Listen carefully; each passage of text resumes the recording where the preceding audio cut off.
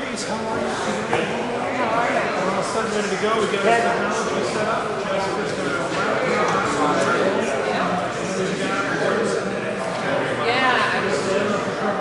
Yeah, I was telling Kathy I can't make it, but I think Robert's going to.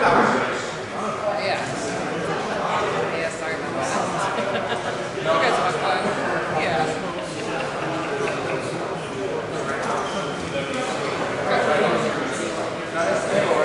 So he's going to go with his kneeboard.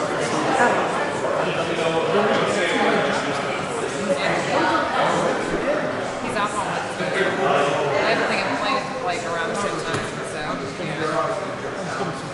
He has some. Yeah. You know, I've done the five. Oh, yeah. Oh, Here, David, you got an extra pen? You got an extra pen?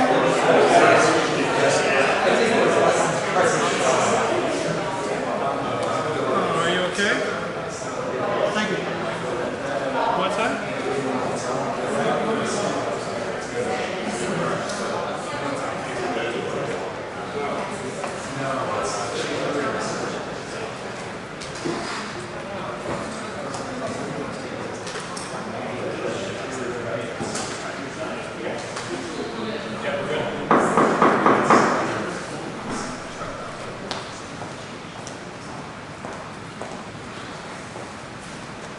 Okay, I'd like to call order the public meeting regarding amending Chapter 1171 Administrative Powers and Duties, specifically Section 1171.06 Schedule of Fees pertaining to permits and fees for cement work on private property and public right of way. At this time, if you want to speak, let's do it in favor first. Is anyone wishing to speak in favor? Please step forward, state your name and address for the record. Yes, sir. Hello, my name is Ray Pucci. I live at 1023 Pierce Avenue in North Canton. I've been a resident of the city since 1967, and I'd like to say that I'm for this change. First of all, I'd like to say the fees are way too high for concrete work, per se, the permits. They're higher than any township, city, local to us. And one thing that I did want to make clear that when we go to Jackson or Canton Alliance, we're not required to hold a permit on private property, only in the right of way. And the other thing I wanted to say that just having a permit doesn't require or isn't guaranteeing a quality contract. So that was another thing that I wanted to say. Also, I noticed there was a comment somebody had asked me about, can a contractor come in and concrete a whole backyard? But I think the zoning takes care of that, where you're not allowed to get so close to the right of way. But in all my years of doing concrete work, I've never seen anybody concrete their whole backyard, unless they put a pool in or something like that. But I think it would be a problem, and we have gone out and actually repaired work or removed work if they've done something wrong. But yes, I think it's not a very good idea, and I think the fees are high, which makes it very inconvenient to the homeowners to be able to do work on their property and would like it to do that. Any questions? Can you repeat the areas that do not require a permit? Jackson doesn't, it's just right away. Okay. Kansas City is just right away, not on private property. Alliance is just right away, not on private property. Okay.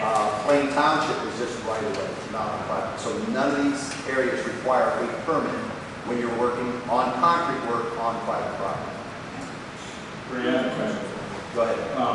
When you say right of way, for example, if you're extending your driveway and you need a curb cut wider, would that be considered? That's right away. That's And right they away. have a, I guess you wouldn't call it, imaginary property line in the front of everybody's property. And from that line forward, which is your property line, you need to get a permit, and they come out and inspect each time you set this stuff up. So at that point, you would need a permit. I would need a permit. I would form, they would come out and inspect, and then I pull it. Ray, you see a lot of contractors working off hours and on weekends. I live in the city. I drive through it probably 15 times a day, every day of the week. And every weekend, I see people doing work know they're not getting inspected because I know what the inspection rules are in the city of North Canton, and there's no way these things are getting done because they're doing it on Friday afternoon. Saturday it's getting poured. The plants are open in the morning. They pour them in the morning. By Sunday they clean them up, and by Monday they're gone. And I've seen it numerous times. Not only in concrete work, but in all types of work. So if we were worried about someone's backyard being completely filled in, that could happen now anyway if people aren't getting permits and not, right? It could happen. It's very rare. Like I say, I've been doing it a long time. I've never seen anybody be unrealistic that I can say in my knowledge or my visual of doing work. But you know, the only ones I've seen is where they put a pool in the backyard and then it's concrete everything. But I've never seen anybody. Well, like you said, the village is going to take care of that. Well, that's it. You're a lot of fee or a lot of expense to do it. And then even after the fact, most people won't buy the home. And that's the one that I did see who had quite a bit. We went and removed all because he couldn't sell the house. Right. It looks bad. So let me ask you this too. When you talk about our fees, and if someone was going to put something on personal property, but then they had to get a permit for just that right-of-way spot, so should that be even a lesser fee than we're charging? Well, right now in North Kansas, I think it's $75 for the right-of-way permit. Okay, is that reasonable? 25 is the highest I pay anyway. Now, That is was it, my point. is it unreasonable? Well, no, but it's higher than everybody else. Okay. That's the only thing I can tell you. I guess when it grew, it seemed to grow all of a sudden, and I don't know how that all went or how that all happened, but it's 75 for right-of-way, 50 for on property. So they're paying $125 for a permit to do a driveway in North Canton. In general, you probably pass that on to our consumers. Normally, I just pass it right on to the home. Question. So, do you get approved for the work in North Canton? Are you approved for work in North Canton? You get once a year? Yeah, I get a license once a year and a bond once a year. You go in and fill the paperwork out, and pretty much all the cities that we work for, like townships, not required. What's the cost of that? I think it's $100 for the license, and I could change because I haven't checked lately, but $100 for the license, $100 for the bond. Thank you. Mr. Pucci, am I correct that the reason to obtain a permit for working the right of way is so that a city official will review the work site and confirm that planned work is not going to disturb the public utility?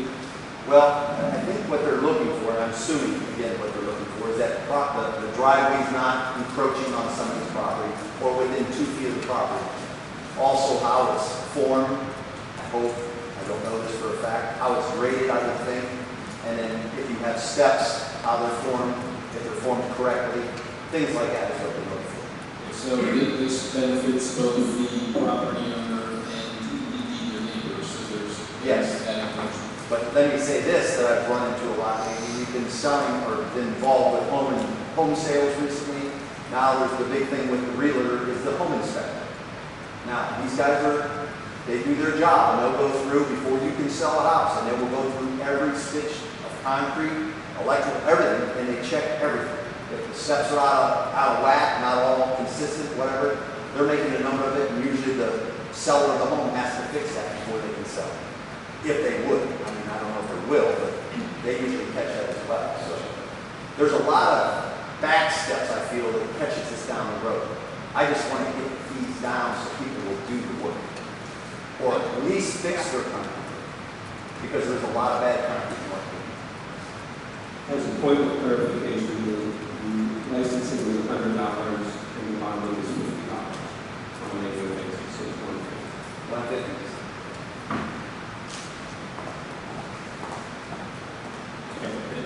Any other questions for us? In the townships, how many of the residential neighborhoods have curb and gutter, sidewalks, and aprons? The only place I normally see that is in new allotments.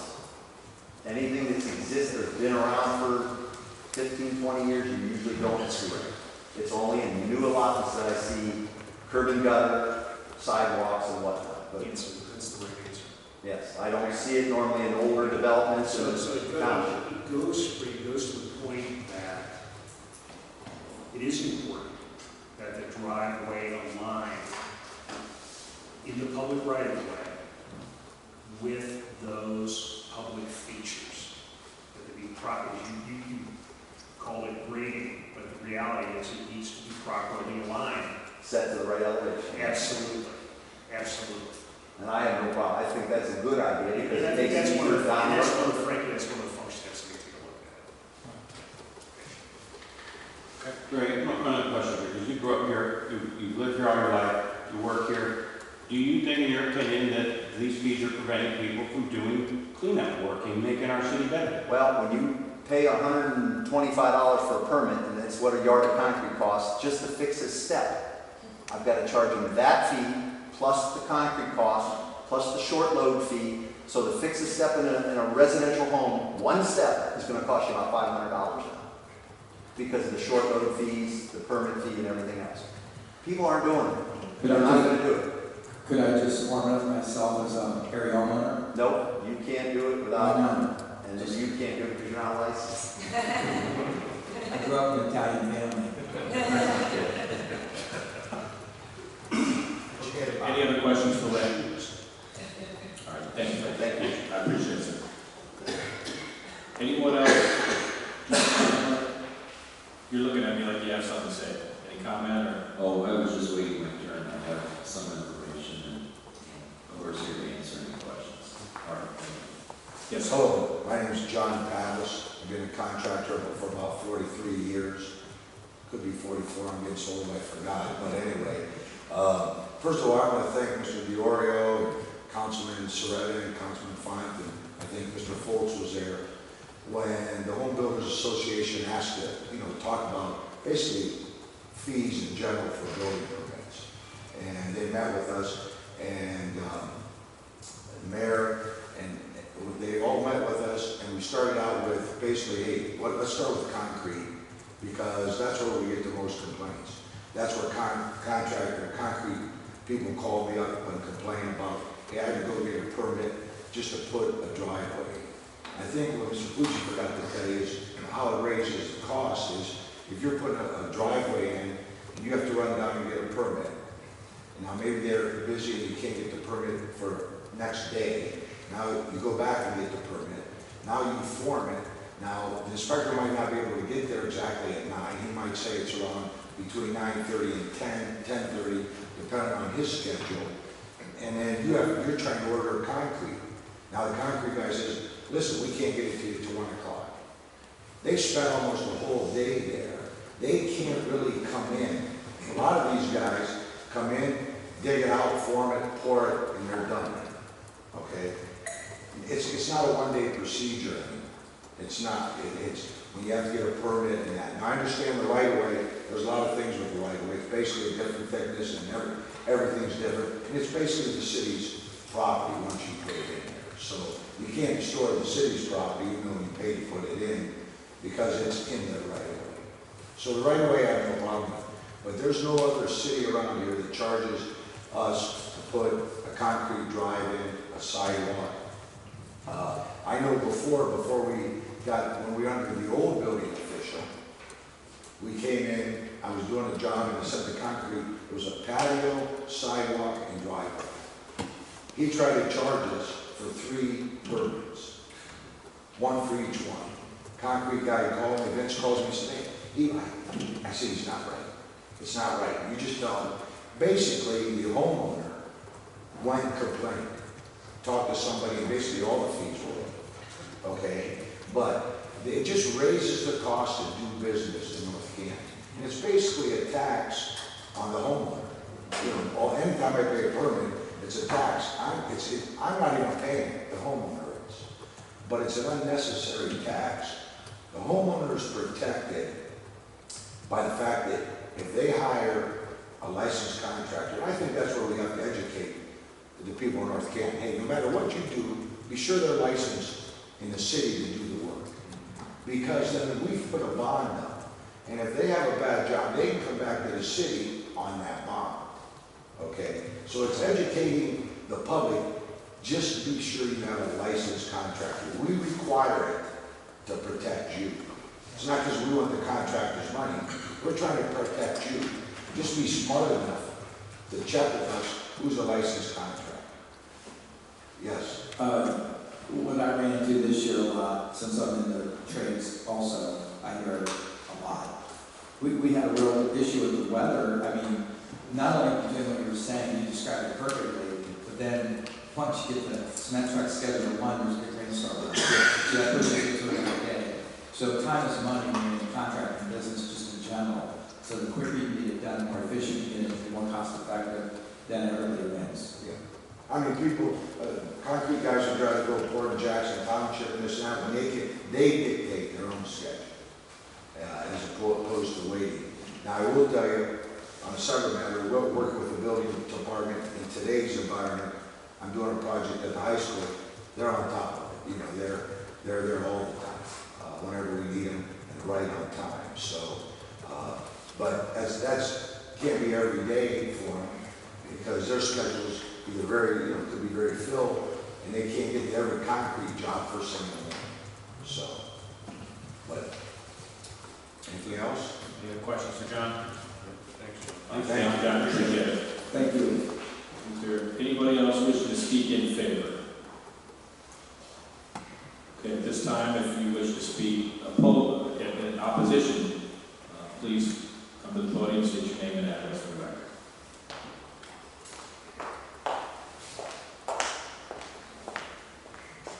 Melanie J. Roll, 308 Portage, North Canton. It's been my opinion that the city has expressed a desire to enforce the zoning code, particularly the exterior housing code.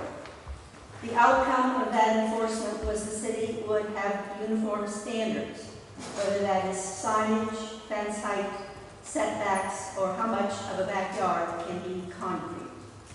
Eliminating the permit process for backyard concrete work invites homeowners to skirt established zoning requirements.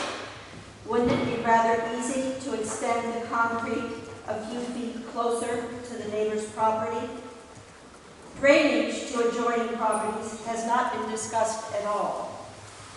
Would downspouts be directed toward the neighbor's property? This elimination of the homeowner securing a permit and then the city inspecting the completed work invites mischief. The city is making neighbors, in essence, the city inspectors. And most neighbors are reluctant to make a complaint, fearful of retaliation. At the August 19, 2019 Special Council of the Whole meeting, Mr. Van Gundy states, this change is really a shift from proactive enforcement to reactive enforcement. North Canton City government should be responsible for zoning enforcement, not city residents. I attended the Planning Commission meeting where this took place. I don't believe any council members were in attendance. As you know, the vote was 2-2, 2-4, and 2 against. The 2 members that voted no asked many questions. I thought they were in command of the issue. They stated that they were opposed. Both of these commission members are trained architects, and both have knowledge and expertise in urban development. I think you need to take into consideration what your planning commission gave you. It was a 2-2 tie. I'm asking you to vote no on this issue.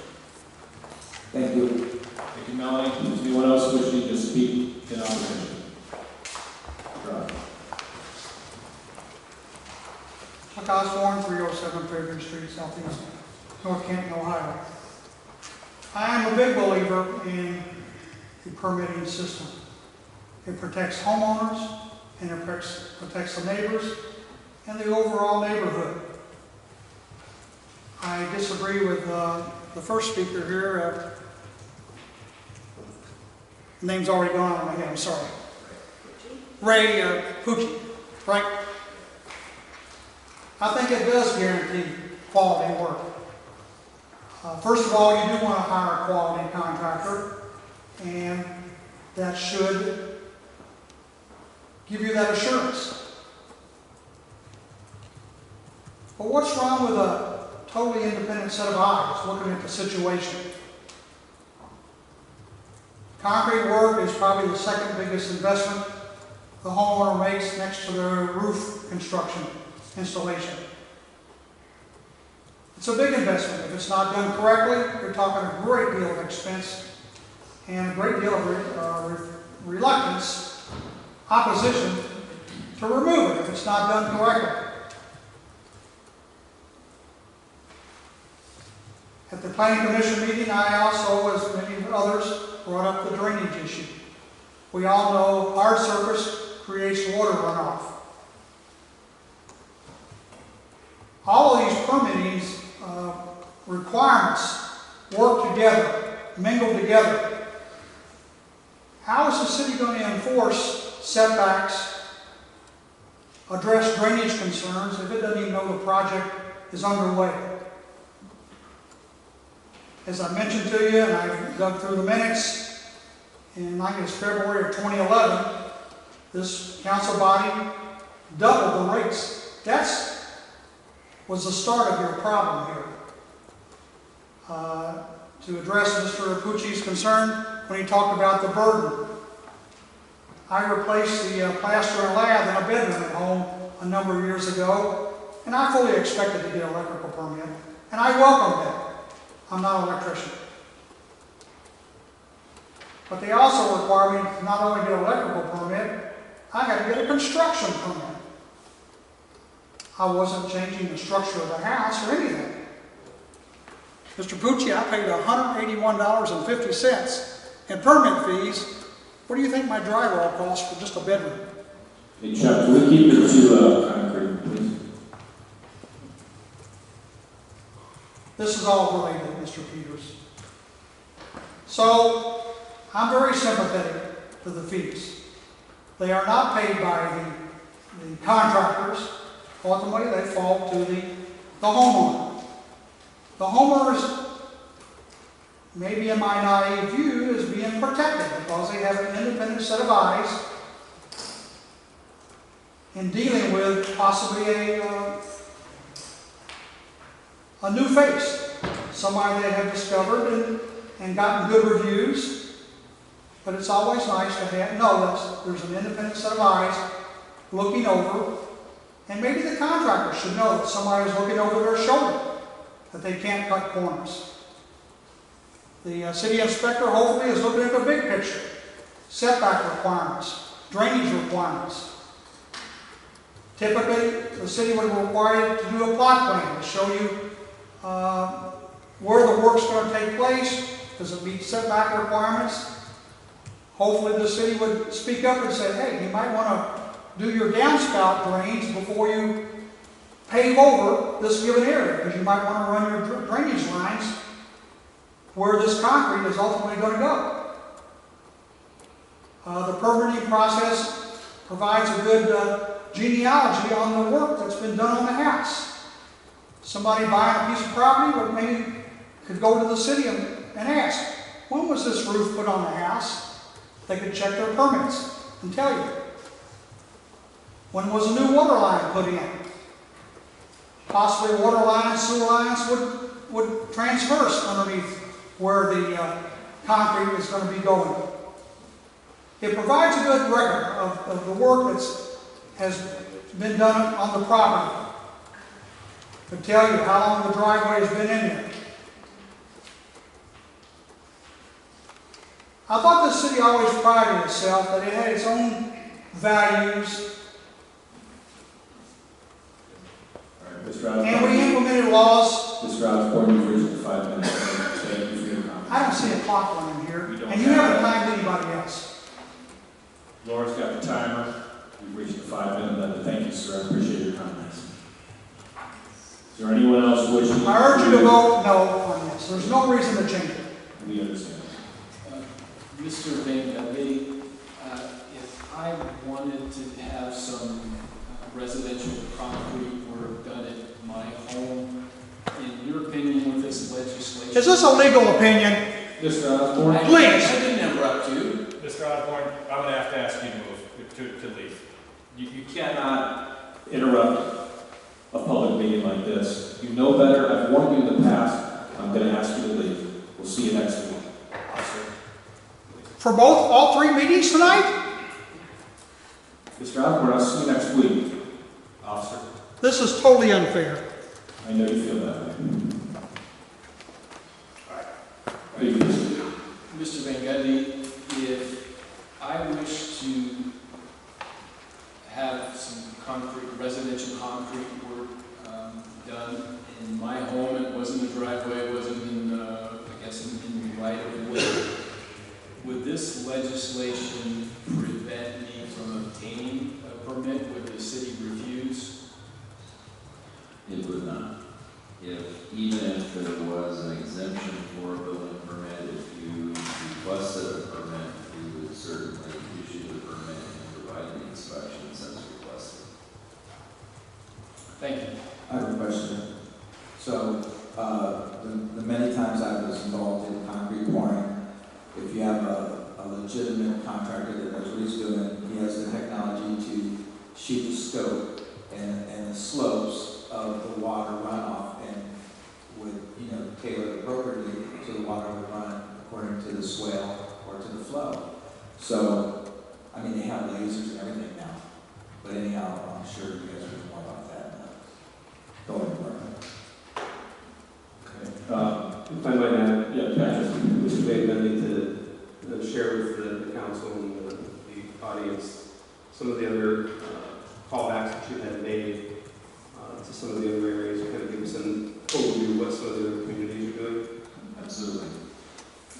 In the initial review, we limited our calls to surrounding jurisdictions or those that may be similar to our jurisdiction here.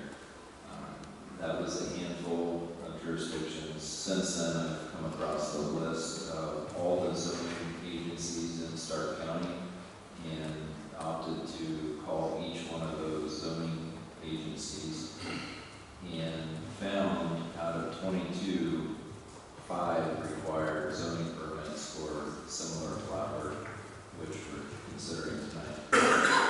And of those 5, it was all for new flat work or concrete. If you were doing a replacement, none of them indicated that they would require a permit. It was simply if they were doing new concrete or an extension of existing.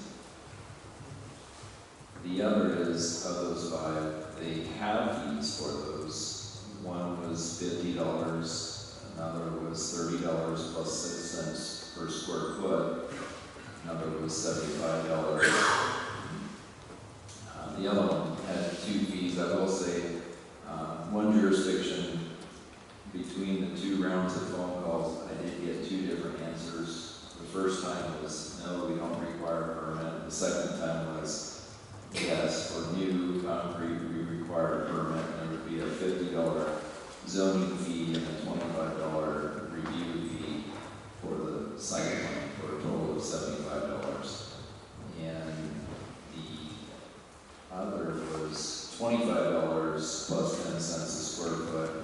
And the last one was in their historical district only, and it went through a whole separate review process as a result of the historical district.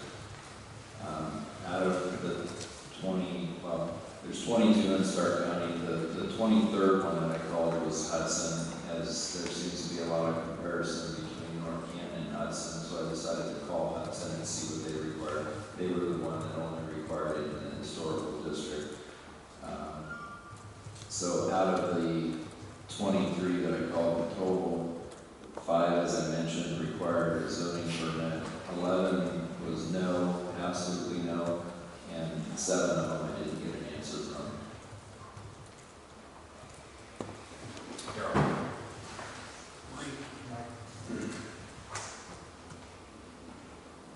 One of the issues that we face here in town is, I'm not sure it applies to the township. Clearly, we've heard that we have curb and gutter and sidewalk issues that we have, they don't. But what about lot size? About half of our town is R50. It's relatively small. It goes to some, I think some are concerned about brushing up against the properties, drainage, etc., simply because you don't have a lot of space. Did the communities that you looked at, are they similar in terms of lot size? Or the 5 that require permits, are those communities comprised of largely smaller lots? Do you have any sense? I don't, quite honestly. Some of these I've never even been to. Well, a handful of them actually I've been to. So of the 5 that required it, Nimishillen was one of them. I've never been to Nimishillen, so I'm not familiar with Rural. Okay. Louisville, I've been through Louisville. I'd say still a little rural, but there is some density there. Canton City was the other one, and the first time I called, that was the jurisdiction that said no, and I had an email on that, and today when I called, I did get a yes on that, so I'm not entirely certain where that one is for the requirement. And Canton Township also requires a zoning permit, and that's a condition, not something specific one. Any other questions for Chief Building Officer? Okay, are there any other folks that want to speak in opposition? Okay. Seeing none, are we good here today? All right. Good, Mark? Yeah, good. I've said this before on this one, but this is how it should work. We need to sit down and listen to people. I think we did a fabulous job listening to them, and the people came, the ones that we needed.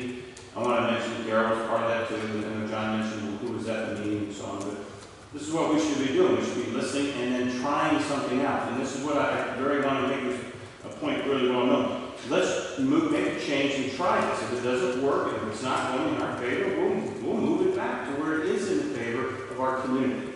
There's no, stick with the same thing that's going on just because it's there. Let's make it better for everybody. And if it's not better, we'll change it again. That's the way we should be looking at this. That makes great sense. I agree. Thank you, Mark. Okay, with that, I will conclude this public hearing.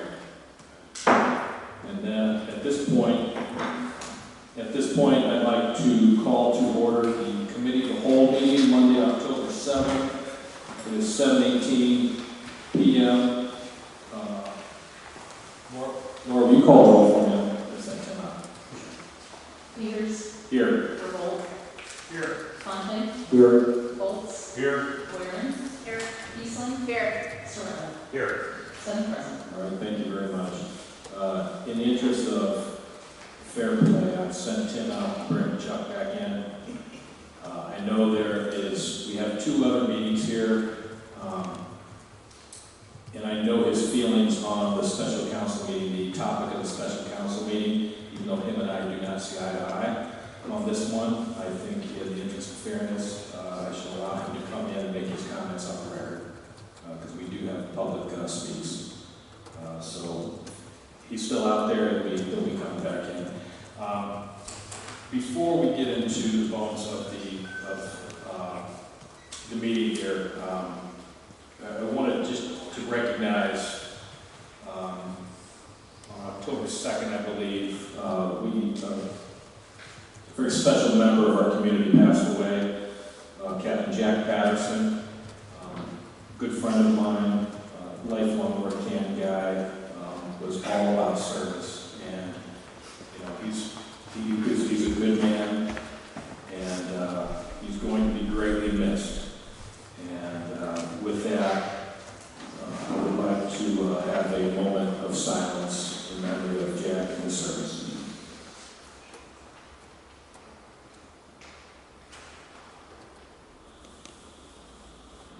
Thank you very much. I just caught this rather late today, but Paul Bloom, former council president, everyone will remember Paul. I think we will both serve, and younger served with Paul when he first was elected to council. Just recently passed away, Darryl wouldn't say anything like that. I think he was a great leader for our community. He was council president when I was here, my first couple of terms.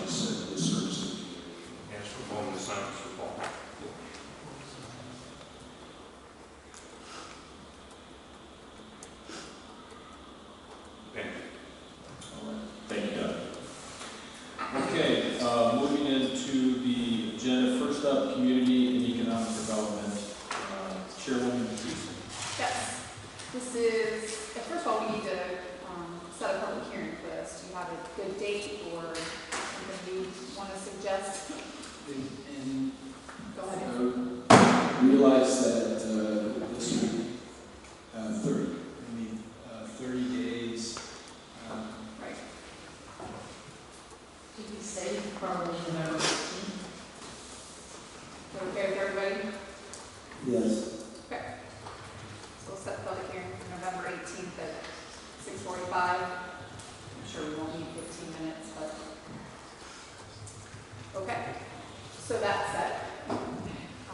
Planning Commission did go ahead and approve the zone change that Walsh University had asked for regarding a parcel on the southwest corner of East Maple and State Route 43. They have agreed to change it from general business GBV to parks and institution, which is what the rest of their university is currently zoned. So we'll go ahead and, if everybody's okay, we can give it its first reading next week in the next council meeting and have the public hearing before we get to the last reading. Point of reference, if you recall, is the old BP station. Right. Where they widened it with a right-hand turn lane, and they had the flower box there, and did waiting to change the zoning. And if you've seen the rendition of what they propose, it's quite remarkable. It's a really large clock tower, so a nice entryway to the city. Awesome. Madam Chair, Yes, please, Kat. would the chair entertain a motion to amend the agenda to include discussion of the planning commission item that was just passed last Wednesday? Definitely would. Is there a motion? I motion. Second. All in favor? Aye. Opposed? Motion carries. Thank you, Madam Chair. You may not be aware, but there was a request for a zoning change to a parcel at 330 Schneider Southeast in North Canton. And this is, for your point of reference, referred to as the former building for Covey Odell Advertising Agency. I'm told the history of this building going way back. This used to be some doctor's offices there. This has always been an office building. On that street, there are other buildings that are office buildings. We have an eye doctor, we have two dentists, we have a former dentist, Dr. Bernard's, down a little bit further. We've got the auto repair place. So it's an area that has a number of commercial or office exposure. The individual that purchased this property did so about 18 months ago, and was inquiring to the city about renovating this building and putting some new office occupants in it. And one of the parts of the regulations that govern its existing zoning, which is R2F, says that you can have an office building, offices in an R2F zone. But when it comes time to spend some money to upgrade, say, the interior, and that's what the owner wants to do, this building needs a makeover. Covey Odell eventually merged with Crown and Hungary, and they moved their offices up into South Main Street. So this building has been empty for some time. But to do so, there's a restriction in the code that says the amount of funds that you can, use to upgrade the commercial part of it is limited to 50% of the value of the project. And that would, and has, over the years, rendered that building unupgradable. So by changing the zoning to office building, which is how it's been used since it was built in the 60s, puts the owner in a position where now, the hundreds of thousands of dollars that are needed to make this project go, and then we can look to get some new commercial office tenants in there. They're ready to move forward with this, but the only thing holding them back is the zoning. So we went, had requested that he apply to the Planning Commission directly rather than we had some start here first. So that was heard at the Planning Commission, pursuant to the rules. All the property owners within 200 feet of that location were notified. One of those property owners attended. They had a couple of questions to the applicant. They were met with that satisfaction that homeowner approved of the moving forward. It was a unanimous vote of the Planning Commission, and I was hoping this fly would go away. Yeah, really.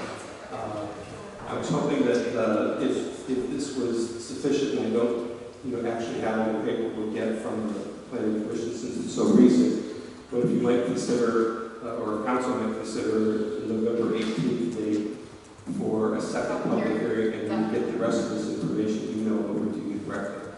I completely agree with everybody's okay. We'll set it at 6:15 that night. November 18th. November 18th, same day. Yep. Public hearing same night. Okay. 6:50 p.m. November 18th. And we don't have the legislation to give it its first reading tonight, but we can put it on in 2 weeks. If you would please. Do you need a motion? Yeah. So moved. I want to make a motion to schedule 2 public hearings, one at 6:50, one at 6:45, November 18th. I move that we schedule 2 public hearings on November 18th, the first at 6:45, the second at 6:50. The first will deal with the parcel at the corner of East Maple Street and State. The second will deal with the change from residential to office building at 330 Schneider. Second. All in favor? Aye. Opposed? Motion carries. Abstain. One abstain. Motion carries 6-0. Thank you, Pat. Thank you. Are we good, Marcia? Yep. Okay, next up, finance and property, Chairwoman Warren. So we have a number of these that seem to happen just on a yearly basis. And then some are architects involving architectural fees for the Dogwood and the Pitzer Park. And then we had a couple bonds. Laura, do you want to say anything else? Because I guess we have to go individually with all these, but if there's anything else you want to say to them. Some are just so routine that we do them every single year. Right. I'd like to go over item A. Okay. I can't hear you, Laura. Sorry. I'd like to go over item A because that one is pretty significant. Okay. That's our self-insurance program for health insurance for our employees. If you look in your packet, there is a summary for you. A little chart on the middle page. The city works with Huntington Insurance as our vendor that helps us shop our health insurance each year for our employees to ensure that we're getting the best pricing and options for our employees. Once again, they went out into the marketplace. They requested quotes from 26 different healthcare insurance and stop loss vendors because we are self-insured, so we pay for 2 things. We pay for the stop loss premium, which is the insurance for anybody who is over a certain dollar amount in claims per year, and then we pay administration fees to administer the program. Beyond that, the claims, the medical claims when folks go to the doctor or the hospital, the city pays dollar to dollar. This year, as in past years, the only network that chose to provide quotations was the All Care Network, but we did have 3 different versions of that because we had 3 stop loss carriers for that reinsurance coverage. We had All Care, HCC, and Partners. Although when you look at the chart, the HCC offer was a few dollars lower than the All Care stop loss. If you look at the bottom, there's a line that says lasers. What that means is if we have an employee or dependent that has been very ill, unfortunately, that has higher than normal claims, the company may choose to what's called laser them, and instead of having the $50,000 worth of coverage, like typically they ask us to provide a higher dollar amount. So under the All Care choice of the second column, we have 1 dependent that's $175,000 laser. Under the HCC offer, there were 3 dependents, and it's up to $660,000. So obviously, the All Care stop loss looks to be the best option. when council considers this next week, assuming that you do, you're just authorizing the mayor and the board control to enter into an agreement for the next year. Any questions? How much did the premium go up as an example? Well, we don't actually pay premiums, we just pay the administration fee. The stop loss premium and the fee together went up about 2%. Last year we saw about an 8% increase. And that's, again, because we're self-insured, it's very much tied to how many of our employees and dependents have had serious illnesses throughout the year. And we did have a few that have left employment that were quite low last year. And you put those in bullets below. Thank you for all that information. You're welcome. Anything else?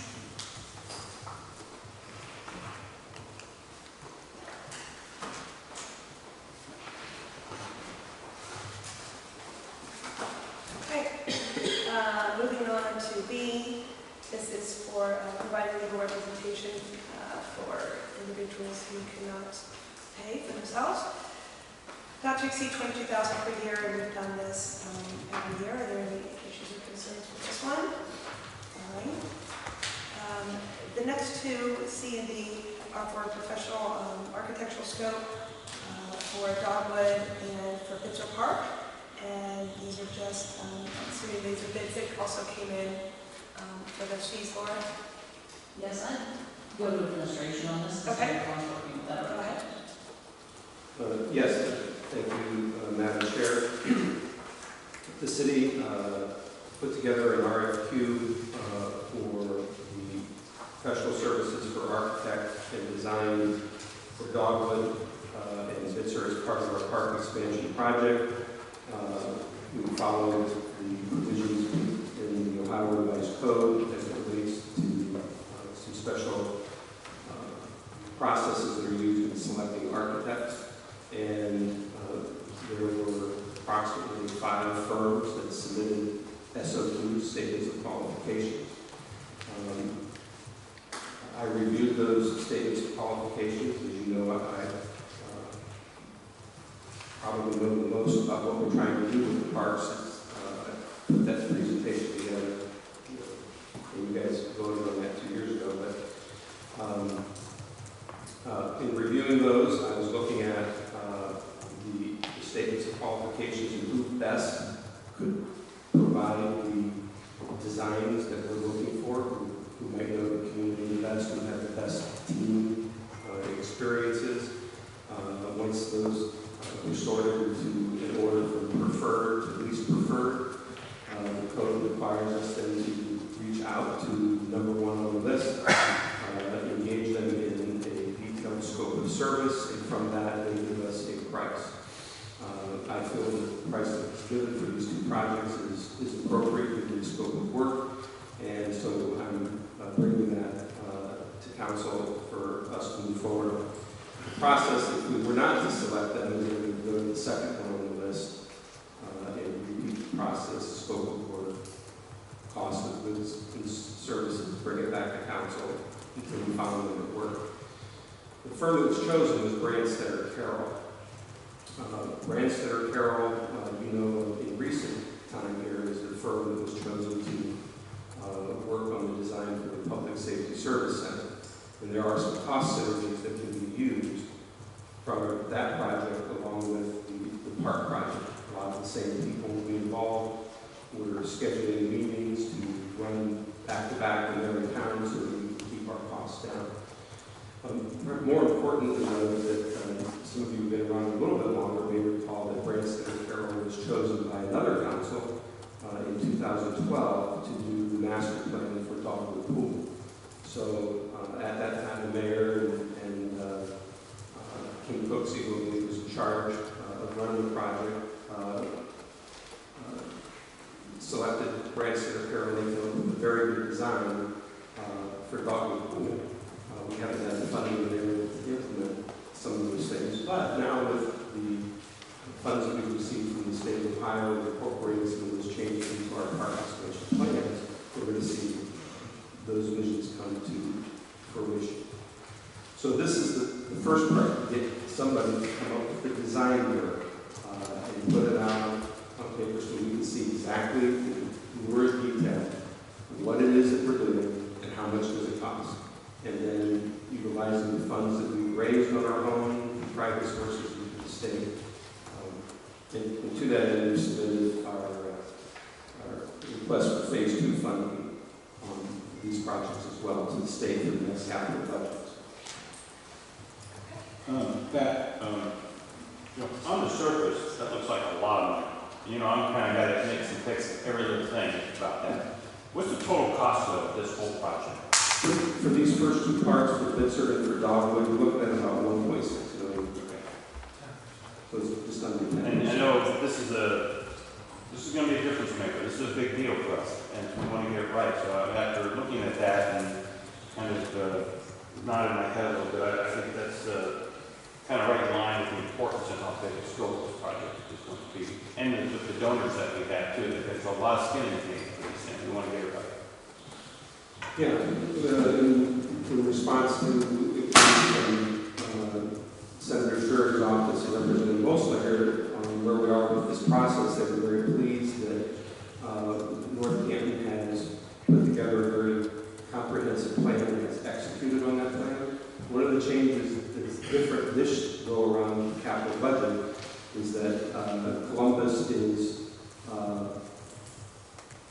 refraining on awarding dollars to communities who then sit on those dollars for an indefinite period of time. So they're looking for action, and what we were able to show is that within 15 months of getting the award, we're picking an architect, we're going to execute on the design, we hope to break ground in the spring of next year. We've raised enough money to match what they've given us almost already.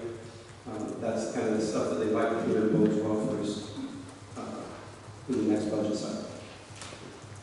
That's great news. Excellent.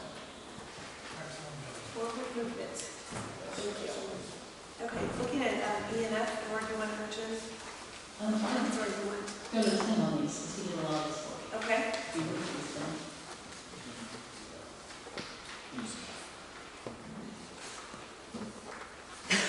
So these are bonds. These are clipped under assault. These are the bonds for construction for the street, storm, and water, and then the bonds for the sidewalk. Sanctuary phase 1. Yes, these, you're correct. These are the required performance bond in letter E, and this is the requirement for what the contractor does for this phase of the sanctuary to guarantee that it's going to put in the public utilities, the curbs and gutters. They pledge a performance bond, and this ordinance authorizes the mayor to accept that performance bond. And here it's just over $600,000 between the city and the developer, McKinley Apple Grove Development. That's in the Sanctuary Phase 4 project. And then the second one is limited to ensuring that the sidewalks are installed in as well as guaranteeing the performance. What they do is they will pledge a parcel that the engineer's office will have deemed that it's of value, exceeds the amount necessary for the performance bond. Here is just over $39,000. And what this is it's in essence a mortgage. They give us a mortgage on this property that, should they not complete it, the city has the right to sell this property for the funds to be able to complete and install the sidewalk. So this is going to standard procedure, right? We did this for the other stages that they had up there. Yes, sir. It's our standard process, and I believe in the next couple of weeks, from some telephone calls I've had from Monticello developer, that we're going to see similar types of documents. And this all also ties in with what's called the plat, which is an overall, if you look, kind of looking down a blueprint of properties, it shows where all the parcels are, it shows where the streets are. If there are new streets, it will have a provision in there, and we'll include that in the legislation for them to offer these streets for the city to accept them. They're dedicating the streets to the city so that the city then accept these and maintains these streets as their own.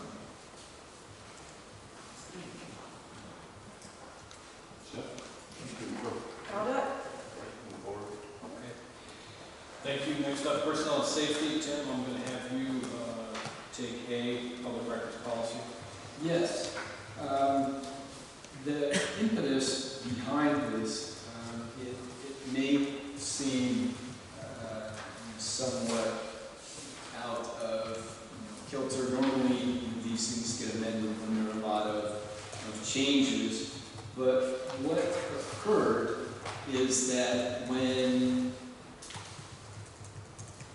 we enact all the legislation that we do, the ordinances throughout the year, we're required each year to codify those ordinances. And this is kind of a technical term, but essentially what that means is that a company that specializes in this and does it for a majority of governments throughout the state of Ohio will look through our ordinances, and it will parse out the ones that are just the ordinances that help the city run, that aren't rules, if you will, that will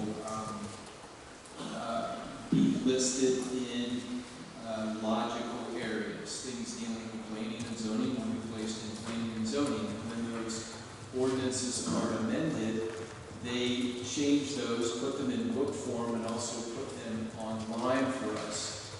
And just by happenstance, I was looking at online our public record policy, and I saw that, and I think this is simply the result of there's a new company that is doing this. I believe the other one sold, and there's another company that's doing this codification process. And what should have occurred is that in 2015, when we amended our public record policy, it should have removed what was the 2000 public record policy. Instead, if you look at it, what it had done is simply added the new public record policy as the second and third codified ordinance in that section of public records. And what you're left with is the 2000 policy that has certain prices and subject matter within there. And then you have the 2015, which was the update and completely modify the public record policy and change the cost to the actual cost. And so you have these two competing pieces of legislation. One says, this is the cost of the record, and then the subsequent one says, this is the cost of the record. So in wanting to correct that, I looked at the basis for the 2015 policy, which followed what's called the Attorney General's model public record policy. Now understand that the Public Records Act, it's revised code 149.43. If you printed that, it's about 48 pages. Your public record policy that's defined as a requirement within the Public Records Act states that governments and state agencies will establish its own public record policy. However, you're confined with the Public Records Act, and essentially what you're asked to do is summarize the Public Records Act and then simply put the cost for you that you've determined to reproduce these records. And so you can imagine for all political subdivisions, cities, villages, townships, counties, all of the state agencies, all of the state governments, trying to summarize 48-page document, and there's also many parts of the revised code that affect the Public Records Act that would need to be included. They would be all over the place. And so within the Public Records Act, it points out and appears to recommend, if you wish, you may adopt as your own the Attorney General's model public record policy.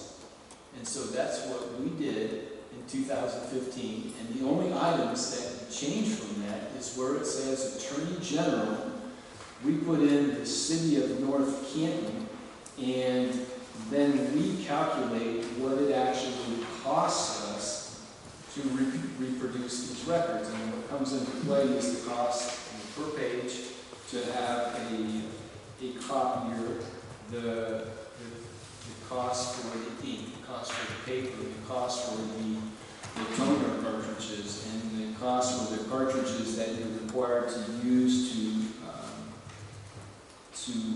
recycle those.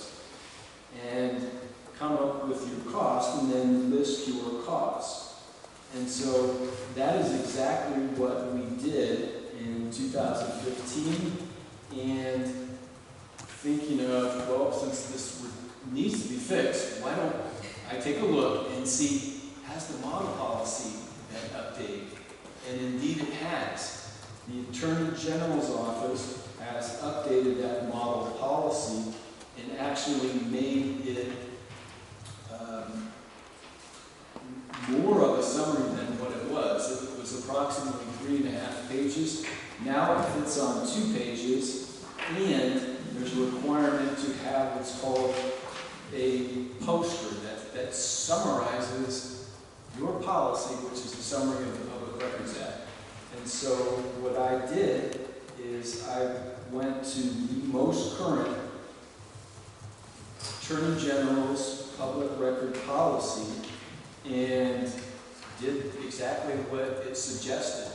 And so our 3.5-page public records policy, my recommendation is to simply follow what they recommend you use. So it fits on 2 pages. We kept the cost exactly as what they were. We didn't even look at raising the price. And if you can see here, what used to have to fit on an 11 by 17 page and placed in every area where the public records are maintained, the Attorney General's office has made their poster. They've been able to summarize it down to 1 page, and ours matches exactly, except it says North Canton instead of the Attorney General's office, and we have our cost instead of what theirs is, and actually ours is a little bit less. One of the concerns that comes up now and then is there is no fee when you have a record scanned. Well, there is no fee if you have a record scanned and someone wants you to send them a copy of that. But if it's the first time that you're going to scan a record, the copier company charges you per scan. They count those, and there's a fee per scan. So the first time that you scan it, there's a fee that's involved. The city has to pay this, and we simply pass that on, which we're permitted to do. And so we put that in our policy and even got into a little more detail and stated that for the first scan, there's this fee. But if there's a subsequent scan, a second one, we've already scanned it, there's no fee. And so we put that in there. So I think we're even a little more up to date. And one more addition that I think is important, since this is still on committee. Although the Attorney General's office did not include this one section that in its policy, perhaps because it does this, our state auditor's office occasionally puts out things it wants you to know, things that you can do in advance, telling you, we're going to look for this when we show up. And one of the things that they had stated that they're going to look for actually isn't included in the Attorney General's policy. So I recommend that we amend what's proposed here and permit me for the first reading to add one section that simply states that this policy will be included in the employee handbook, and we will provide it for the record custodian for each city department that maintains public records, and that person shall acknowledge receipt in writing of this policy. It's actually required in the Public Records Act, but as I said, it's not included in the Attorney General's guide. But since the auditor's office has tipped us off, I think it would be prudent for us to go ahead and include that. Once that's done, we'll go ahead and send that off and ask early if they go ahead and update the codification so that there's no confusion for someone looking at our codified ordinance or going online to see what our policy is. Tim, I have a quick question. So like on the copying cost, so say for example I want 5 color copies scanned to me, 1 black and white copy scanned to me. Here it says 13 cents single-sided color, 3 cents for single. So like, am I getting charged to be scanned to me for those? It's actually a per page fee. That's how it's broken out for the city. So for each black and white, it's a certain rate, and for each color page, it's a certain rate. You combine those together. So I don't want you to print them out, I just want you to email them to me. What's the charge? The charge is what the scan fee is for whether or not it is color or black and white, because as I said, if it's already been scanned and stored, there's no additional, it's just the initial one, because the city will be charged for that initial scan. So you're saying once it's in there and 2 people ask for it, there's no charge? It's already scanned into the computer system? Correct. If we've scanned that and we have a saved scan, there's no reason to scan it again, there's no additional fee. Does the paragraph, is it crystal clear that's what it is? When I read it, it felt like I was going to get charged extra for every scanned copy.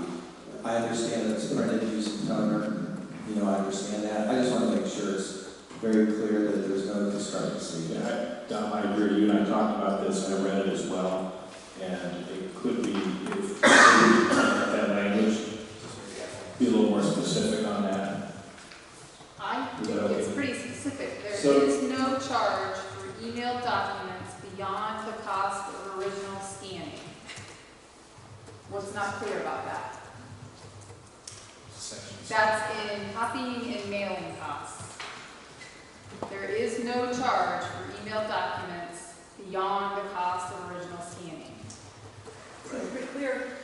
Right, so that's why I'm having a conversation, I want to make sure we're all crystal clear that's the way it is. So the original scan, we have to charge, but there's no charge for additional beyond that. So if you ask for it and someone else, if you were the first one to ask for it and we don't have it, then we'll be charged. Say we, the taxpayers are actually absorbing this charge. It's passed on. Are we all good? Yeah, I was going to be the first. Yeah, thank you. Okay. You good, Don? Yes, sir. I apologize for the length of that, but I know it's a very important issue for many people. Indeed, they're the public records, so we want to get it right moving forward. I agree, Tim. Thank you for the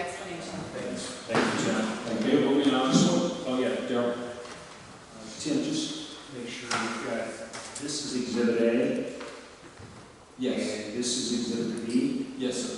We should mark it. Yes, I've got Exhibit A on it. Exhibit B, I believe what we'll do is we'll type that on because there's so much crammed in there. We'll make sure. And when it's actually posted, we won't even have an Exhibit B for the legislative process. All right, moving on, item B, Director of Administration. I would assume we have an agreement between service and clerical. Yes, sir, we do. We first want to acknowledge gratitude to the Finance Director for being part of this process. This is something that we've carried on since the beginning of the year. It was our idea. So our team met with their team. There was a very good discussion. I would characterize it as being very positive and optimistic. The requests that were made, not all were agreed to. There were things that the administration finally pushed back on. But ultimately we came to an agreement that everyone was happy with. There was only one monetary request, and that was for a pay hike, wage increase of 3% per year for the 3-year contract. The rest of the time that we focused on was cleaning up some of the language to make it more clear what we would do in overtime situations, and we reached a very what we feel is a very amicable position that benefits the city and benefits the employees. So those are the only substantive changes on my end. However, I know one of the things that the finance director looked at is finding a way to make sure that we continue with providing employees with the most accurate information as it relates to their health care benefits. In the past, all of our collective bargaining agreements included 10 to 15 pages of all the details of the collective bargaining agreement. If any of those details were changed in the course of the contract, it could necessitate coming back to council to amend the agreement.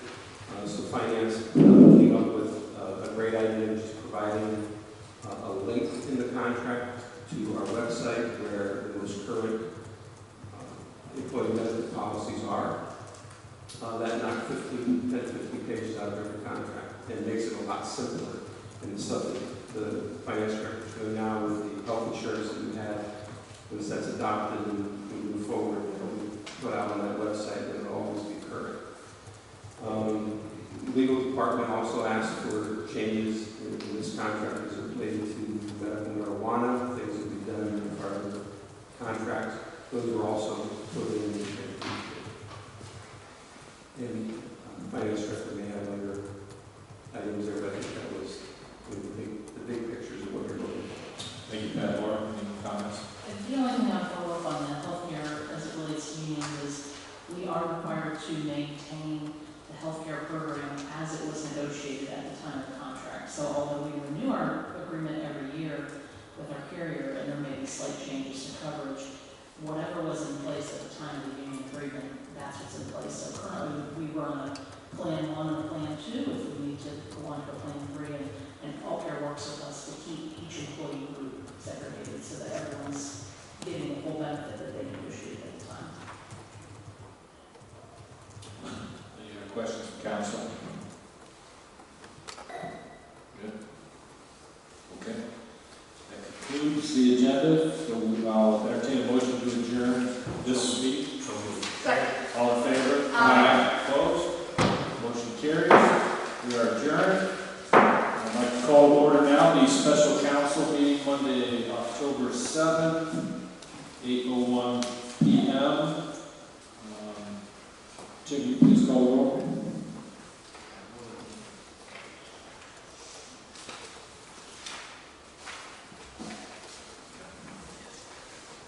Member Soretta. Here. Member Keeson. Here. Member Waring. Here. Member Foltz. Here. Here. Member Gold? Here. Member Here. Fonte. All right. I get stuck on your first name. Very good, all present. Okay, at this time, if you wish to address council, please step forward, state your name and address. So to make a motion that public comment. So moved. I didn't hear, I can hear. Motion to allow public comment for the special council meeting. So moved. Second. All in favor? Aye. Opposed? Motion carries. I ask that the comments be specific to the item on the agenda. I know this is a hot button issue. Let's keep it respectful, please. 5-minute time limit. Thank you, Chuck. Chuck Osborne, 307 Fairview Street, Southeast, North Canton, Ohio. I'd like to read from your charter, section 2.05. Every ordinance shall be fully and distinctly read at 3 different regular council meetings unless a council votes to suspend this rules.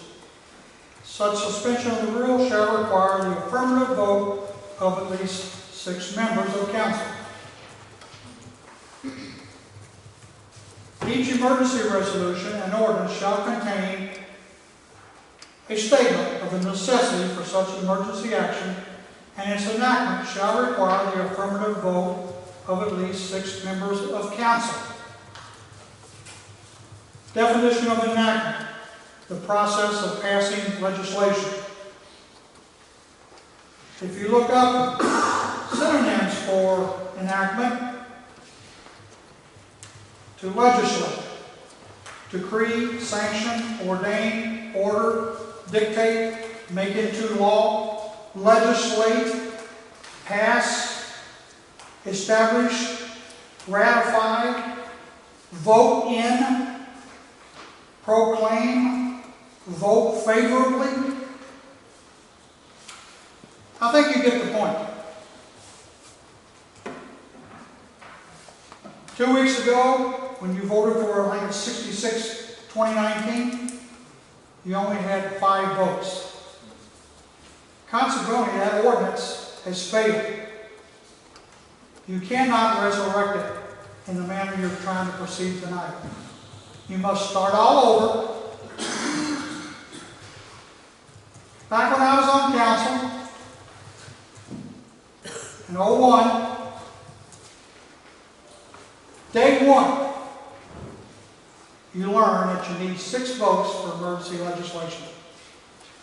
For years, former Council President Snyder and later Mr. Revolt, the first thing they did, they would scan the room. Do we have 6 heads at a minimum to pass this emergency legislation? If they didn't, when it was read, if it was already written out to be passed as an emergency and they didn't have the votes, they would amend the agenda and read it just like a regular piece of legislation. That did not take place 2 weeks ago. If you go look at the video, it was read with the emergency clause. These are 3 distinct readings. You need 6 votes for each and every one, and if any one of them fails, it doesn't pass. Certainly, if the first one is to vote to pass it as an emergency, it's failed. It's fruitless to go on and try to read the suspension of the rules and pass on the suspension of the rules.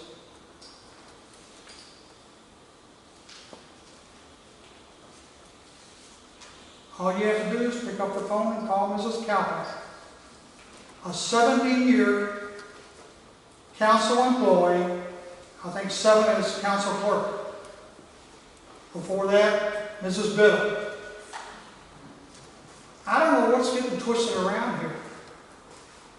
Passing on emergency simply makes it effective the minute the mayor signs it. Suspension of the rules does away with the need for an additional 2 readings. You could have gone ahead and passed it after amending it as a regular piece of legislation and been on schedule tonight for a second reading. You didn't do that. It's due process. It's procedure. It's there for a very important reason. Now, often this council has done that and had a second reading. And if they knew they had the votes that second meeting, they would go ahead and include the emergency clause and pass it on emergency for the second reading. But you'd have to suspend the rules because you still are lacking one more reading. But oftentimes you guys will read it for the full 3 readings for the public who are you're here to serve. But when it comes up for that third and final reading, there's no reason to suspend the rules because you've already read it you're getting ready to read it for the 3rd time. But you know you have to have at least 6 votes for even for that last reading. Thank you, Judge, for your time. If you don't have them, it fades. Thank you, sir. I appreciate your opinion and comments. Is there anyone else? Well, we're going to take this item up if this is how you're going to proceed. Mr. Osborne. Thank you. Thank you. I appreciate your opinion and comments. Mr. Tripp.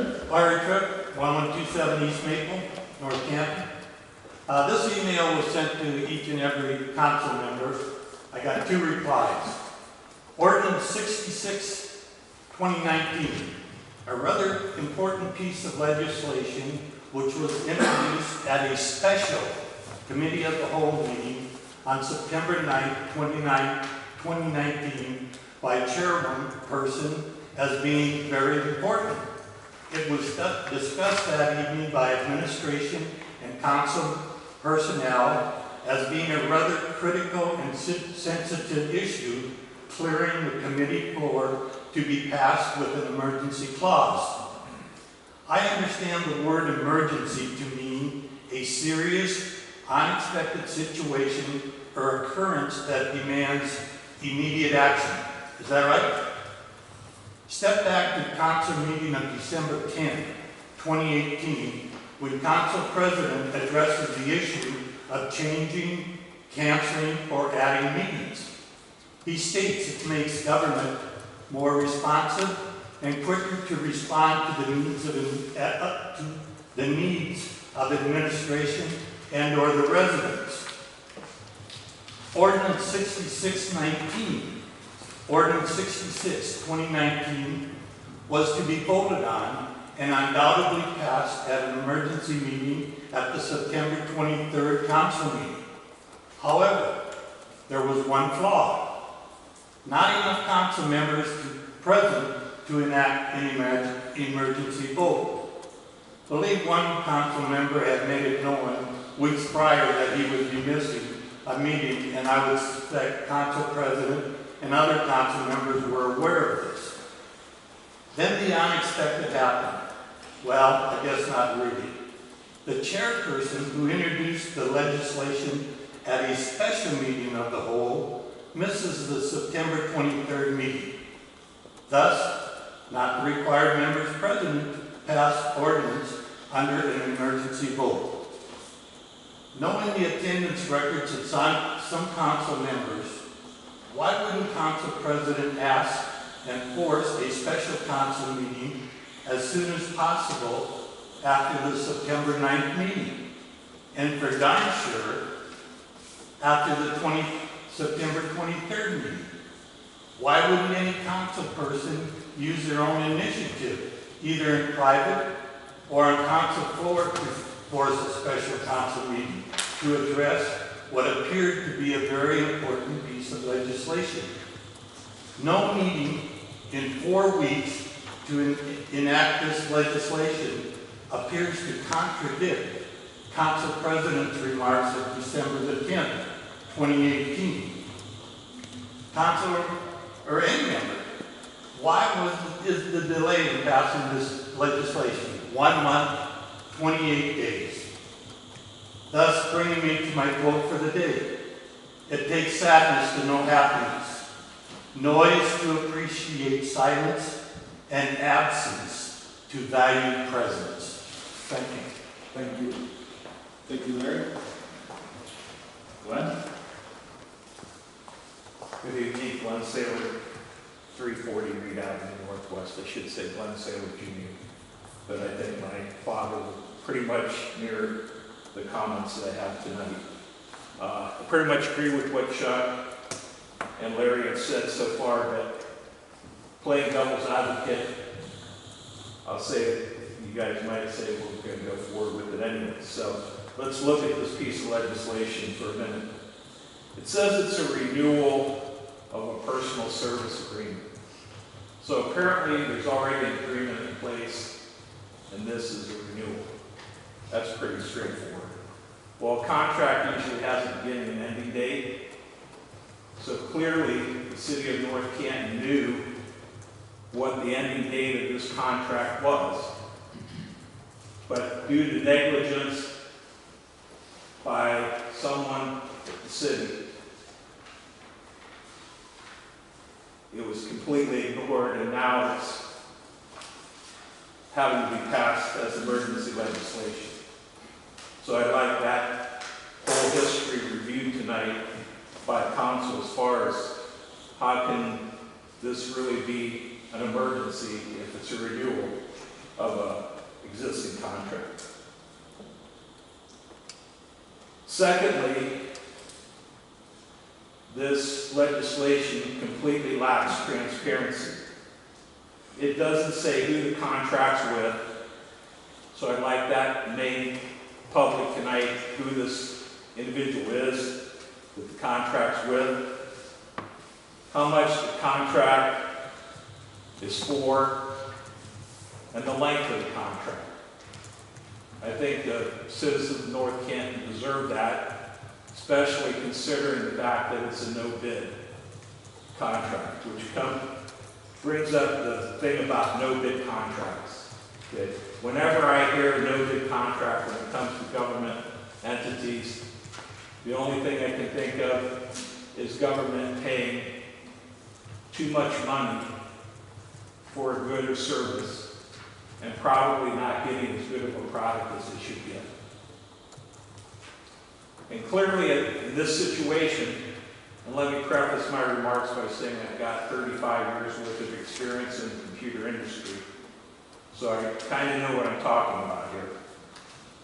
Whoever is providing your service for your computer, and I know all the things about the importance of protecting your system from malware and ransomware and whatever. But whoever is doing your computer services has not designed some kind of product that is proprietary, that he designed himself and is the greatest product in the world. You or I or anybody else could go out to Best Buy and buy Norton or Cisco or Microsoft products, and hopefully we have to protect our own home computers, and he's doing the same thing with your computer network. So it's not some guy that, this is the only guy in the world that can provide these services for you. And there's tons of people out there, and again, I've got over 35 years of experience, tons of people out there that have IT degrees, they're Microsoft certified, whatever, that are out there.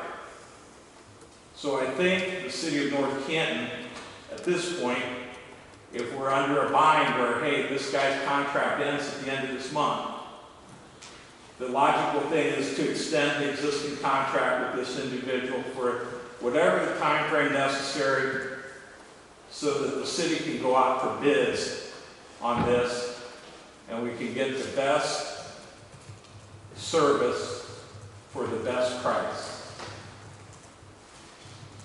So again, tonight, I ask this council to give us a background of why this is an emergency, what happened with an existing contract. Give us the name of the individual who the contract's with, the amount, the length of the contract, and again, consider putting this out for bid. Thank you. Thank you. Thank you, Glenn.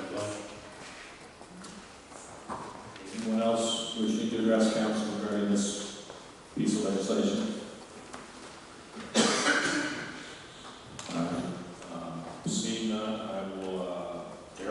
have any comment regarding this? No? Okay. Yeah, I would like to at least weigh in on this, you know, having served on council myself a number of years ago, and you know, looking at the process that was followed then, process that's followed now, I take exception to some of the characterizations that Member Osborne has made regarding how events transpired in the past. You know, I'll try to make the reference here more closer at hand. But on March the 5th, 2018, just 18 months ago, the 7 members that are here today were here then, and there was a committee of the whole. The items on that committee of the whole were then kicked out to a meeting held on March 12th. There were 5 items on that agenda, items number 13, 2018, 14, 15, 16, and 17 of 2018. All of them was like the legislative actions that in the language of the ordinance and the body of the description indicated that declaring the same to be an emergency. So in the course of that meeting, we should note that the attendance was taken, and there were 4 members of council present at that meeting: Soretta, Kiesling, Peters, and Revolt. First item was in personnel and safety, dealt with compensation, declaring the same to be an emergency. Council President Peters, we're inserting the overtime rate language for part-timers. If there's no further questions, I'll entertain a motion to adopt. Councilman Revolt, so moved. Councilman Kiesling, second. Unanimous voice vote of 4 yes to adopt the first reading of ordinance number 1318. Ordinance number 1318 was given its first reading. Process repeats for ordinance number 14, ordinance number 15, ordinance number 16. No issues. First reading. Ultimately, those pieces of legislation were brought up at second and third readings where they were dispensed with. However, on ordinance number 17, Finance and Property Committee, Council President Peters, acting as chair of the committee, directed a question to me asking Director of Administration DiOrio, I was thinking this is of the essence of this, I'm sure. I was thinking about calling after this, having a roll call vote to have a special council meeting next week to be able to pass this on an emergency. Is this amenable to you? So after some considerable discussion, it was moved and seconded, Kiesling and Soretta, unanimous voice vote of 4. It was given its first reading, and then council convened a special meeting shortly thereafter to give it a final reading, suspension of the rules, passed under emergency to deal with it. We do this all the time. This goes back, my term on council, same thing. We do this routinely. Why is it being an issue today, this close to the election? I don't know. But this is standard procedure. I mean, if you look back to the period prior to the recent change where committees of the whole comprised 7 members of council back in the day when I served in council, committees were consisted of 3 people.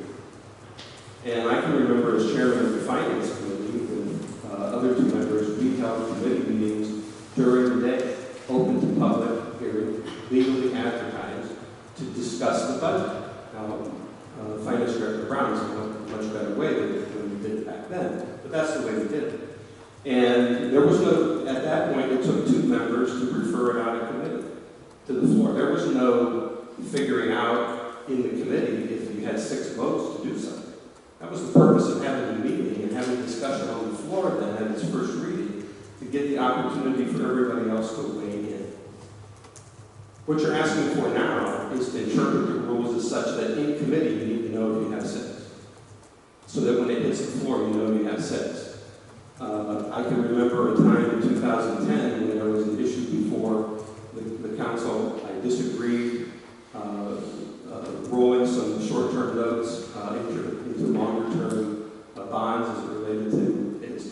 Arrowhead. And members Davies and myself were on the Finance Committee. Chairman of the committee was Mr. Snyder. And Mr. Davies and I were opposed to this measure. And when it was brought to the floor, Councilman Revolt was chairman, or was president of council at the time, and the first vote was 4-2. Mr. Peters, you were unfortunately unavailable that night. That didn't kill it.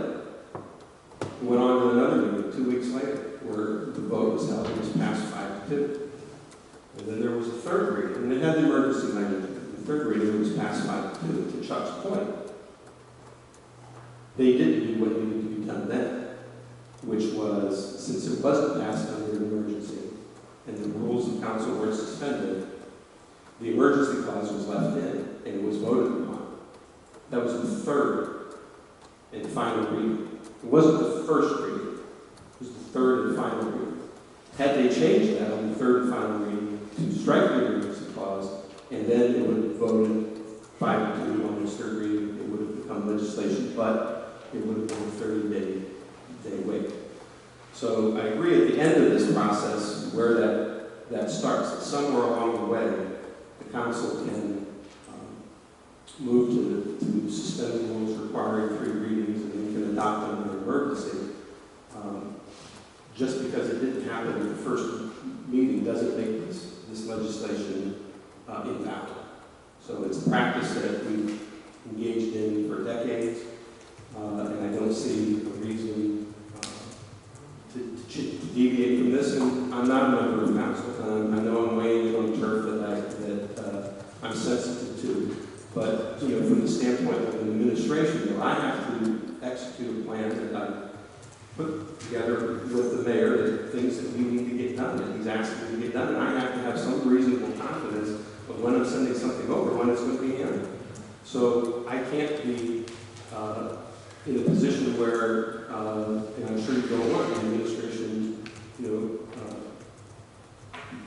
playing second position, trying to figure out if you're following all the rules that you need to follow. That's not what we should be doing, and I don't think you want us to do that. So it's important to us that when we have rules and they're long established, and we stick with that, so that I have an understanding of what it is that I'm sending over, when I can expect to have it handled. Thank you. Patrick, I appreciate the comments, and this obviously was a hot button issue, so we also asked our law director to write a summary, and he has weighed in, and he agrees with Patrick that we're on solid ground. So, Carol wants to. Yeah, Carol.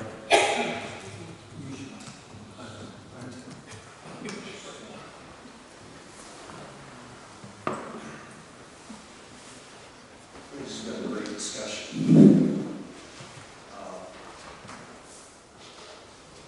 And I think for those who were sitting in the audience, there's been considerable discussion the last couple of days about what constitutes, what kind of language we follow. And I think the fact of the matter is what we've got here is a disagreement on the definition of enactment. Chuck, you have in the past trundled out in Webster's dictionary and ask us to look at definitions. I would say that I think both parties are correct here. Again, it depends on how one determines the word enactment. I think that in the course of this discussion, I've recently come to take a little more conservative view, a more strict construction. And we might have some who take that a little more liberally and based upon precedent, believe that we can go to the third round. I think the important thing is this matter has been duly vetted. The information is available to the public. It's contained in our packets, the name of the contract, the amount, the term of the contract. I think it's important that we have some perspective in this as we deal with cybersecurity. It is important to the community for that reason. But at the end of the day, we're going, I think reasonable people are probably going to disagree on what we mean by enactment. I've concluded that it means that you really, it's the entire process. That it starts with the first vote. But that doesn't necessarily, again, when you look at precedent, it doesn't necessarily make the views that Mr. Diorio has presented correct. So, Chuck, I'm grateful for the opportunity. It certainly caused us to think about this and about the way we do business. And can we do a better job of rolling these pieces of legislation out on emergencies? I think that's a fair ask. Thank you, Mr. Peters. Thank you. Thank you, Darrell. And I'm glad, if I could just follow up on that, I'm glad you mentioned, address Glenn's concerns on who the contractor was, what the plan was, and the cost. Glenn, if you need that information, I've got it. We'll get that to you at the end of the meeting. Jeff, one other thing, if I may. Glenn, you made some good points. We should always be reviewing and looking at everything we do, both council and administration. Because we're not perfect. We try to be, but we don't all the time. But I don't necessarily agree that we always do things like we've done in the past. You guys know that. It's a faster world. People are waiting for stuff and bids and all this stuff. To think that, we do too many emergencies, which I know a lot of people do, there are needs out there of our community, and to get them going 30 days faster is a big advantage for us, to be competitive and move forward. As long as people weigh in on everything. If there's no weigh in on everything, then we go ahead and we move forward. Now, I'm proud that we move faster than the normal routine. Well, Mr. President? Yes, may I respond to please. Mr. Serrata? The fact of the matter is I was digging around in this last week. The law does precisely what you have identified. It allows emergencies to get to quickly, in a suspension of rules, get to very quickly contract costs. If a business has quoted you, made a significant quote, it's in the taxpayer's interest, and it's good for only 30 days, you have the option under the law to move quickly. And again, that's the idea, is that you're trying to find this balance between transparency and responsibility to act in the public interest. Right. Jeff, may I comment? Yeah. It also gives the 7 of us an opportunity to potentially change our minds. So if you put the emergency clause in it, and 2 or 3 of us think, I'm not so sure, I'll give it its first reading, but I'm not sure about it. I want to weigh in every time we have Doug say that. And maybe some of their comments or some more information that comes forward could potentially change our vote, and we get to the 6th and can pass it on an emergency. Why not? Why not start with that option, especially on things that are this important to the city? I think we have vetted this for quite a while. The information has been out there or not. I think this we've done very well. But I think putting the emergency clause in a lot of our pieces of legislation is helpful. It gives us an opportunity to be able to have conversations and change our minds if we want to. It gives Pat an opportunity. He's telling us, hey, I want an emergency clause in there because this is important to me. But the 7 of you ultimately get to decide. And if 1 or 2 of you decide to change your minds, then more power to you, because I want to get going on it. So it gives us more flexibility. It doesn't mean we pass everything on an emergency. Just because the clause is in there, it gives us the flexibility. I'm glad you mentioned that, because what I was going to say in my closing comments was, I feel, in my opinion, the most important piece of legislation we pass is the budget every year. We always have the emergency clause in that budget, and we give it multiple readings. Why? Because we want the input of the electorate. Okay? We go through a very painstaking process of going through this. Laura does as well. Everybody up here does. But there might be something we missed, and to give the public a couple, 3 bites of the apple before we pass it makes good fiscal sense. So, yeah, I have no problem with how we're doing this. I'm glad you brought up that in March. Darrell, did you have something else to add? I was just going to say to Marsh's point. I mean, we can be mindful, and I think all of us who sit here understand that many times when we're here, we're thinking about things on the agenda, maybe the next piece that's coming up, and we're not as mindful as we could be. Last Monday night, we could have done a quick amendment. we could have tabled.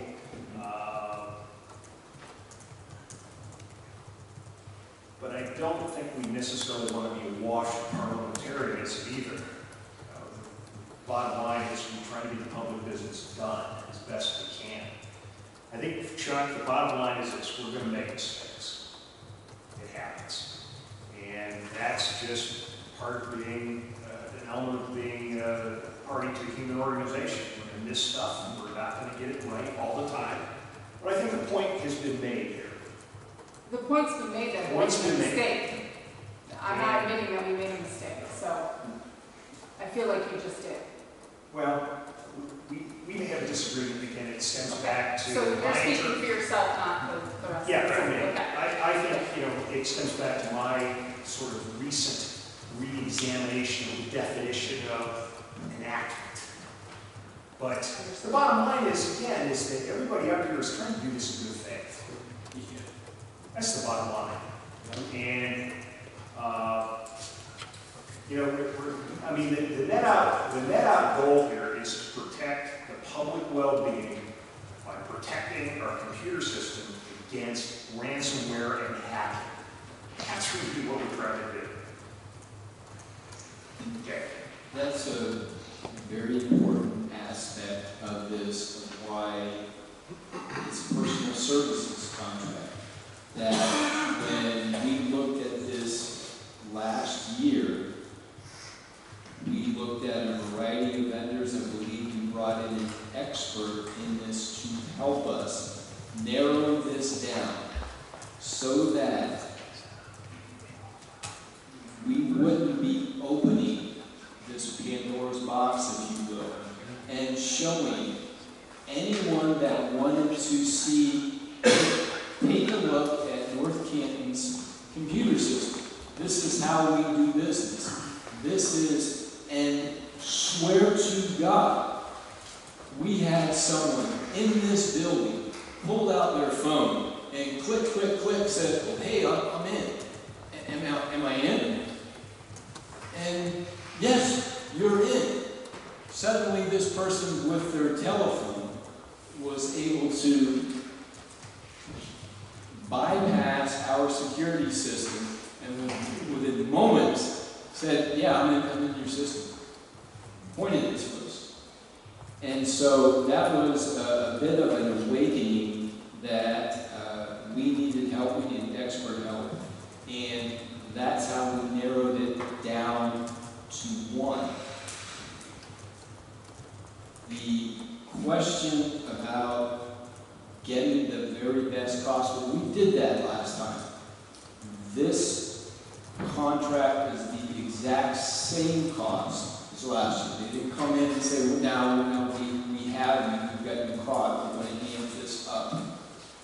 And so I don't believe that the cost is a fair criteria here when it agrees for the exact same cost as the previous year.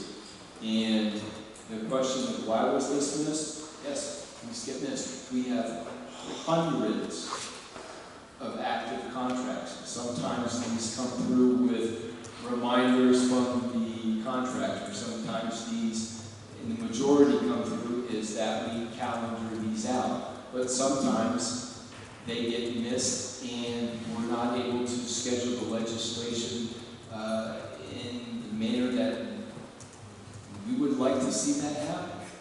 And yeah, I see you're all excited about why shouldn't we just go out to Office Max and get Norton Utilities. I mean, you just suggested that. And I don't think that's the best idea for us. And that is the very reason why we're asking to move forward with this type of contract, because we don't want to go down that path again and open up our city processes to anyone that very well may want to bid and be able to walk through, see what we do, and may not have the same intentions as the others. May not have the intent of, I want your business. It may have the intent of, I want to hack your system.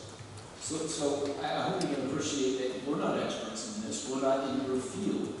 but we do have the concern of protecting the assets of the city in a sophisticated manner with a vetted corporation that specializes in this area and would have a concern of opening this up again to anyone willing to come through and say, I want to see what you do. All right, anybody else on council have any comments regarding this? Real quick, one last thing I'm going to say. To me, you have the emergency clause in the reading. We pass the reading. So we make a motion to suspend the rules requiring 3 readings. We are not voting on this as an emergency measure. And then we come back and say we have a motion to pass the suspension of the rules. That's where you need 6 votes. If you don't get your 6 votes in, then you null and void your ordinance. And I agree with Pat Jordan with the history of this. We've done this numerous times. Pat, we just did the sidewalk. What a sidewalk ordinance was here previously last month ago. So I think it's good discussion points, but I'm very happy with the way we've been having things in the past. Thank you. Thank you. Any other comments? See, now we'll move on to old business. Motion and a second, read by title only, second reading ordinance 66-19. So moved. Second. All in favor? Aye. Opposed? Member Revolt, opposed? Tim? An ordinance authorizing the mayor and the city of North Canton through the Board of Control to renew a personal services agreement for computer server, network, workstation monitoring, maintenance and support, remote and on-site support, malware protection, web browsing protection, patch management, dark web monitoring, and security awareness education for the city's critical complex municipal infrastructure equipment, and given the critical nature of this agreement, to do so without advertising for bids as provided by Charter Section 4.05, contracting and purchasing, and declaring the same to be an emergency. Thank you. Chairwoman Ware, is there anything that we missed? I don't think so. We have vetted this very thoroughly between all of us over the weekend, last week, today. I think we're good. So I move to adopt. Is there a second? Second. All in favor? Aye. Opposed? Member Revolt, opposed. May I have a motion and a second to suspend the rules of council for 3 readings, ordinance 66-19. So moved. Second. All in favor? Aye. Opposed? Member Revolt, opposed. Finally, may I have a motion and a second to adopt under suspension of the rules, ordinance 66-19. So moved. Second. All in favor? Aye. Opposed? Member Revolt, opposed. That's 6-1. Okay, at this time, I need a motion and a second to enter into executive session. Purpose of this meeting is to discuss collective bargaining agreements with union employees. The executive session will not be open to the public. So moved. Second. All in favor? Aye. Opposed? We are in executive session.